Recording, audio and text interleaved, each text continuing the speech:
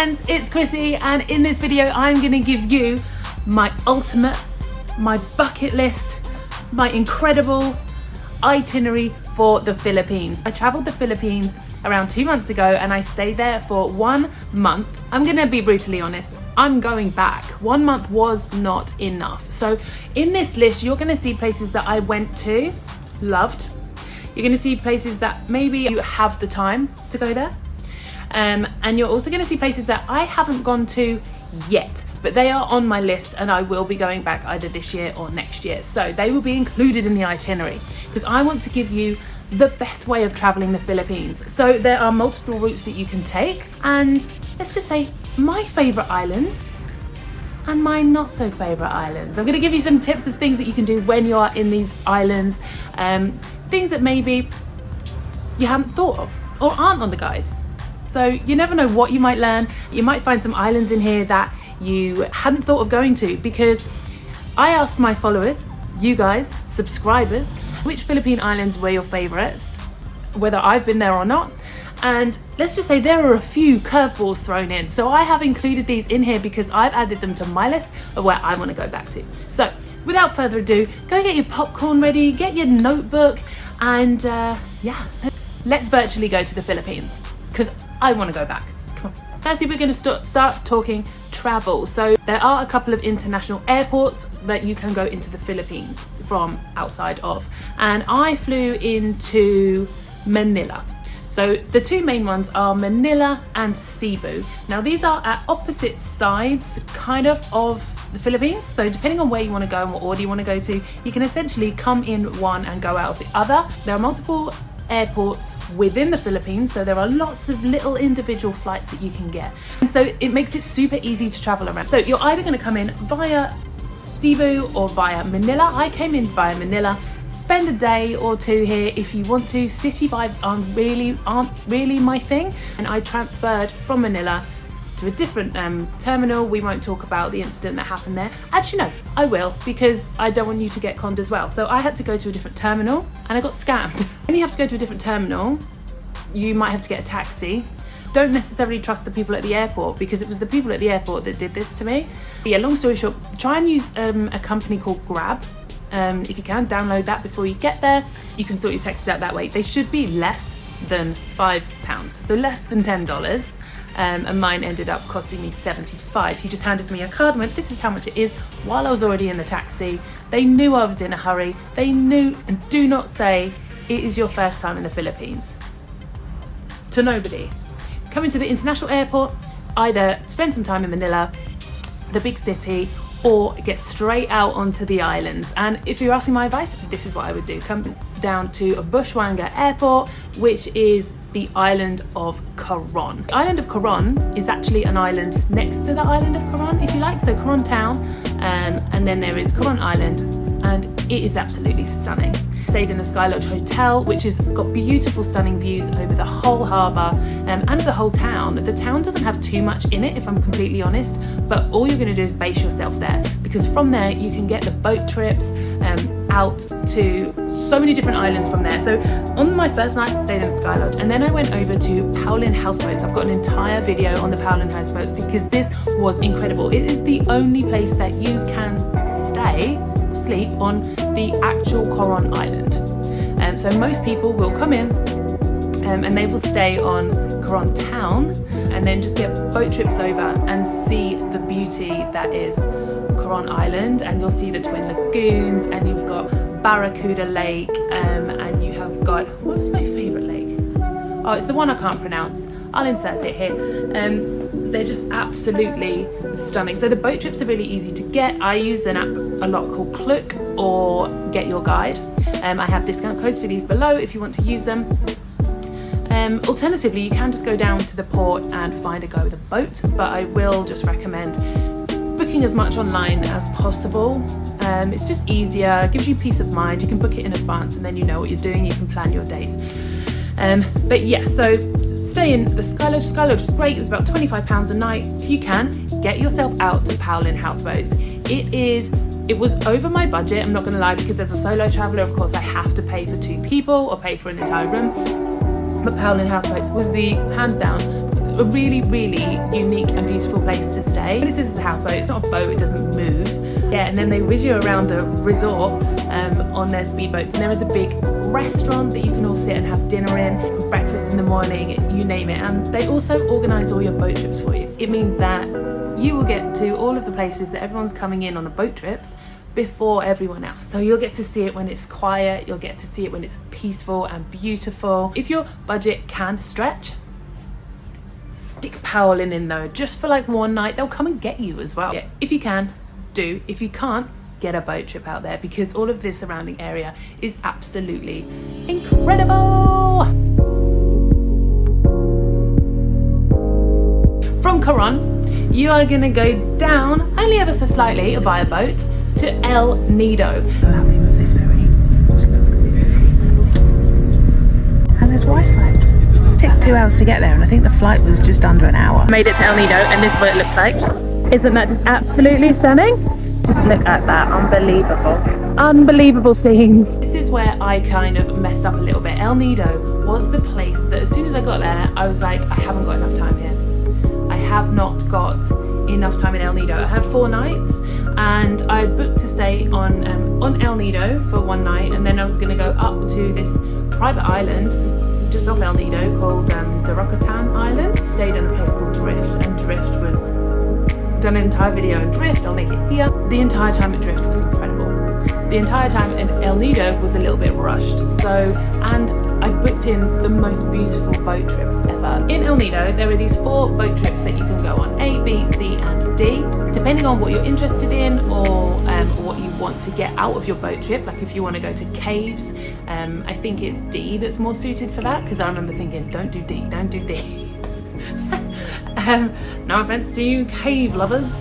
A is of course the most popular. I think you go to more places, and B and C tend to be a little bit more quieter. So if you do book them, have a look to see what they are. You might not know what all of these different islands are when you look at them. There are so many to choose from. Get Googling, because these places, I kid you not, they're insane. But this is where I guffed up.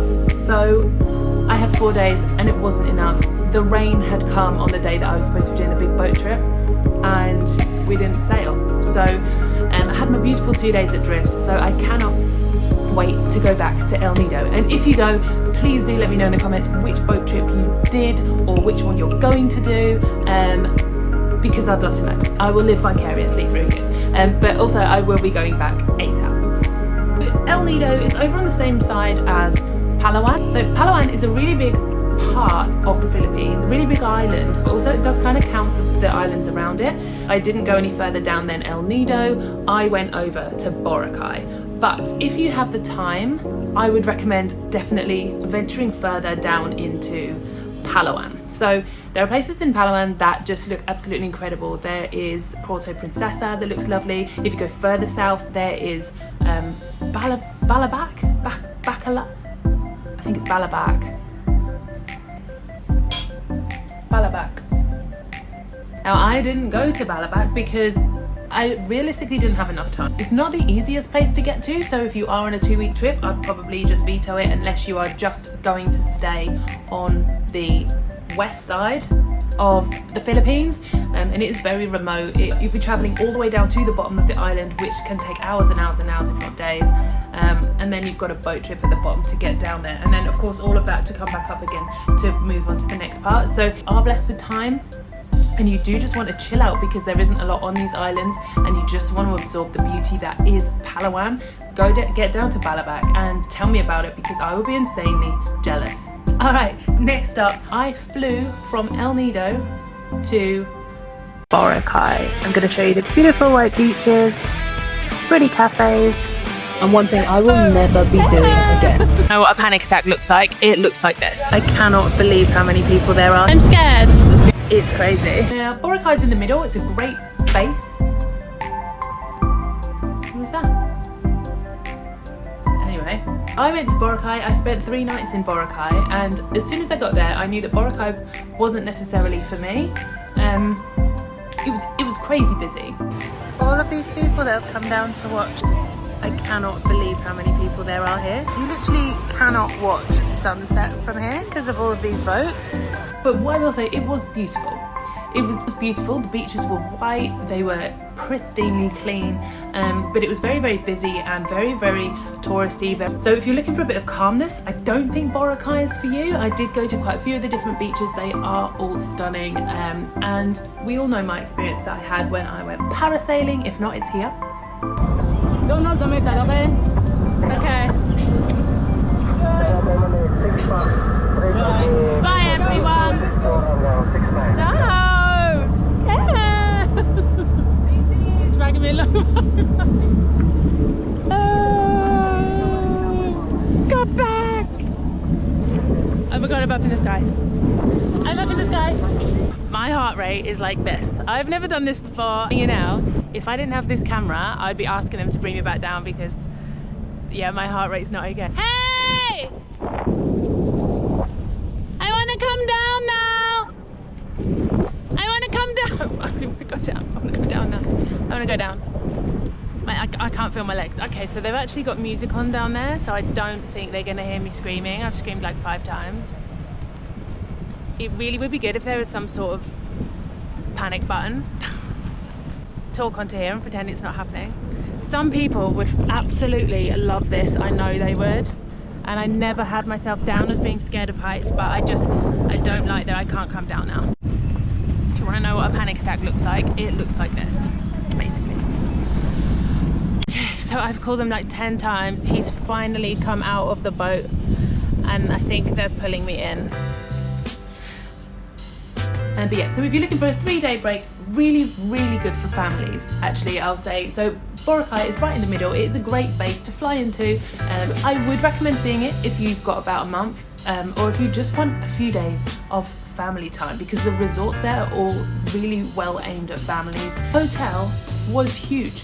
Like, you had to quit buggies to go anywhere. Like, as soon as you got to the gate, beautiful resort, and it has its own beach as well, and the breakfast is really, really good. So that is my recommendation. It is up at the top, which does keep you out of the busyness a little bit, and you do have some really beautiful beaches up there as well. But everything is super easy to get to in Boracay. So it had a bit of a redo, let's say, a few years ago. And Boracay closed down for 6 months to have a full-on cleaner, but since it's open, it's got quite a few environmental tick points. So these are electric, stops everyone from drinking, stops everyone from smoking, drinking in public areas, and things like that. No sunbeds or anything are allowed on the beaches to keep them clean. So if you're looking for a beautiful holiday that you want to stay either in a resort with your family or some friends, or get out to the beautiful beaches, then Boracay is for you. Okay, where did I go after Boracay? Oh, I know where I went after Boracay. Siargao.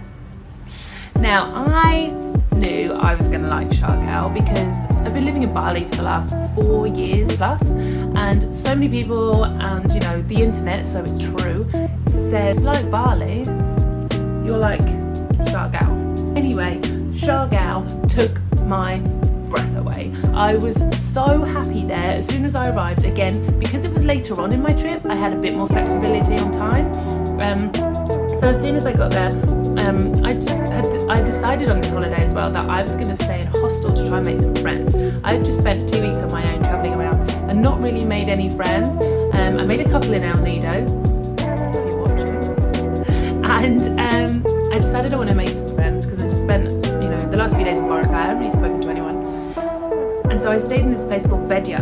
I'm a bit fussy when it comes to hostels. I haven't stayed in hostels for years, but as soon as I stayed in this one, I realised actually this is a really good way to travel. It's a beautiful big villa that was like Bali vibes, and I loved it. It was all white, like cute rugs. It had a big kitchen that you could use. My room was all women, and made friends with them on the first night we went out for dinner, and it was lovely. From Siargao, there are like 3 famous islands that you can go to. Goyan Island, Naked Island. Goyan Island has some shops on it.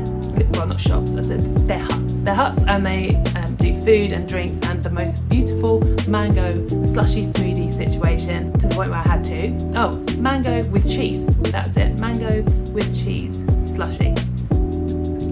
I know, don't come at me, I can hear you, I can hear you. So it's Goyan Island, you probably spend an hour or 2 there depending on the weather, and then you go down to Naked Island. Now Naked Island, I wanted to get there super early just to get the drone shots. I knew I wasn't going to be spending any time there because there is absolutely nothing there. That's why it's called Naked Island. not because everyone's naked. Unfortunately, we stayed there for about 20 minutes, but the snorkeling is really nice. If you do take your stuff with you, you can have a little snorkel around the island, get some sunbathing in, but I'll just warn you now, there's no shade, there is no palm trees, there is nothing. Take your packed lunch or stock up when you are in Goyam Island or Buku Island, because that one doesn't have anything. Yeah, so that little day trip was gorgeous. What's your name? Tony, what's your name? Ezekiel. Fuck you, Ezekiel. I'll come and pick you up either from your hotel, or you can go to the port. It's very close if you're down in... So there's one main part that you will stay in Siargao, and the name has completely mistaken me.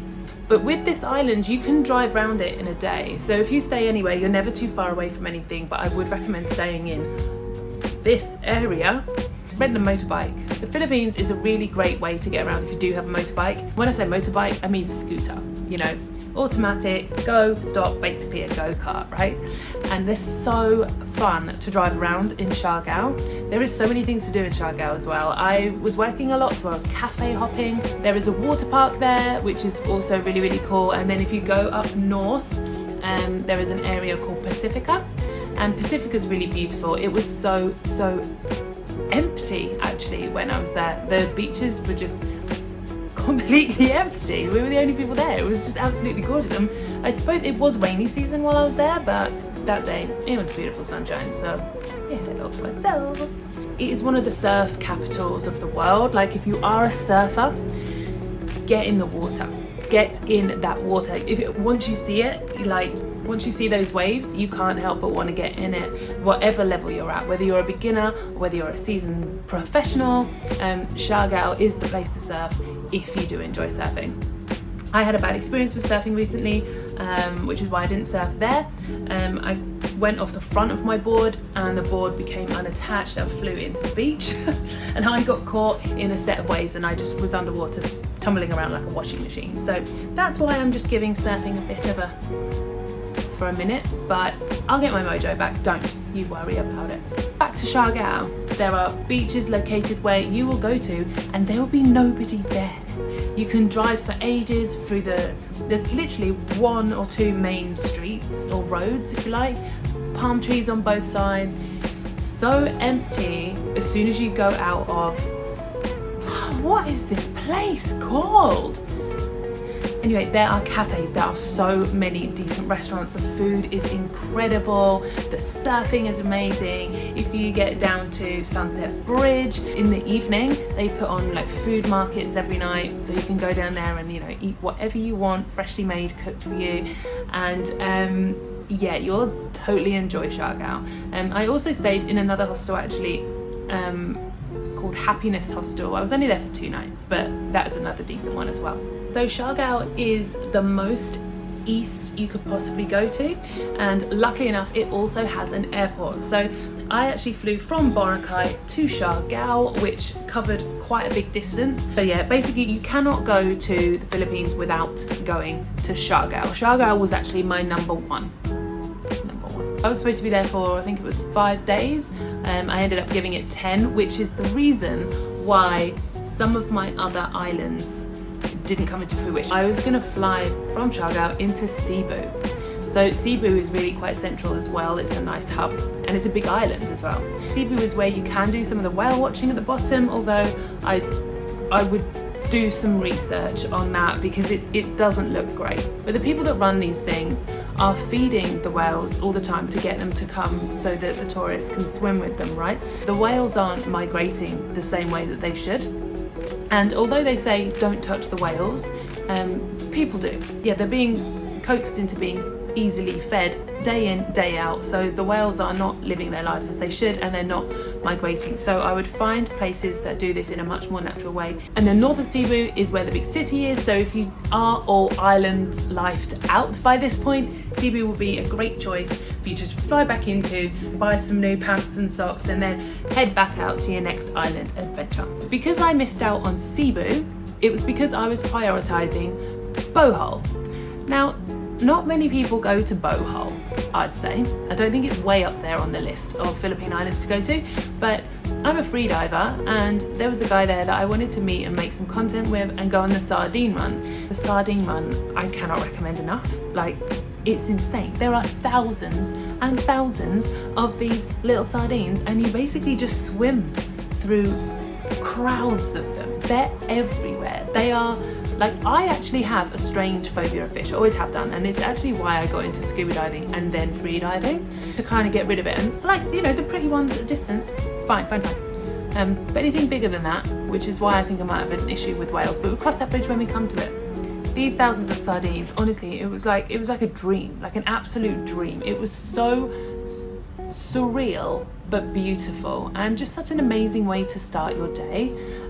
So I worked with a photographer called Ben, who is based out in Bohol. It was the whole reason that I went there. Yeah, if you want to find him on Instagram, it is ben.freediver. He's literally just won some awards as well for his photography, which was super well deserved. And yeah, hopefully I'll work with him again soon when I come back to the Philippines. Other things to do in Bohol, they have the chocolate hills. Now, these hills are a natural phenomenon which nobody can explain yet. Hundreds and hundreds of little Mario style mounds, if you like, just take over the land. And the reason that they're called chocolate hills is because certain times of year all the grass on top of it dies and they turn brown. You have that, you have zipline parks, the beaches are lovely as well. And in the part of Bohol that I was on, which was Panglao is in the bottom. I would recommend staying there if I were you. And again, it's one of those islands where nothing is too far away. You could rent a bike and go up to the chocolate hills or the zipline park in a couple of hours. Again, so many boat trips from this place to other neighbouring islands where you can just do a bit of snorkeling, get on a white beach, spend some time relaxing on a boat and then come back. So yeah, Panglao is a really, really cool place to stay. So add Bohol on there. So that actually comes to the end of my trip, but it's not the end of yours. Moving on, I'm now going to talk to you about some of the islands that I didn't go to, but that I want to go to because of you guys and my big Filipino following, which I absolutely adore. Thank you so much for being here. And if you do have any more that I haven't covered on this video, please do add them into the comments because I'm going to be coming back to the Philippines and anyone watching this is going to the Philippines and we all want to know which ones the best ones are to go to. So if I can support any of these islands in any way, that's what I'll always do. So drop them into the comments and I will either go or hopefully some other people will and we'll come say hello. Literally just going to read some of your comments out from my YouTubes. And actually the first one is really relevant. So while I was in Bohol, I really wanted to go to this island called Siargao. Now Siargao is very close to Bohol. It's really easy to get to from there. They've got tons of waterfalls and everything there just looks really beautiful, and that is one of the first recommendations here by a guy called RM Alfaro. So we've got Camiguin, Siargao, Guimaras and Batanes, some of their favourite small island provinces. So try those, and then the big islands he recommends are Bohol, Panay, Negros, Palawan and Cebu. Camarine Sur or Cam Sur, he says try and Google it. Have we got Batanes Mountain Province and rice terraces? That sounds cool, mountains and rice terraces. That's kind of my vibes. Love that from Ruperto Gonzalez. Cool name. We have got Negros Island again, particularly Negros Oriental Province because it's very laid back with quaint coffee shops, not too distant, nice resorts, waterfalls and lakes. I love this. This is the sort of comments that I love, where people have actually put a bit of time in it. So thank you so much to SpyHP8KI. I love messages like that. They're super sweet. Thank you so much for taking the time to write that. Called Eric's JX60D saying the Bicol region, specifically Albay and a volcano.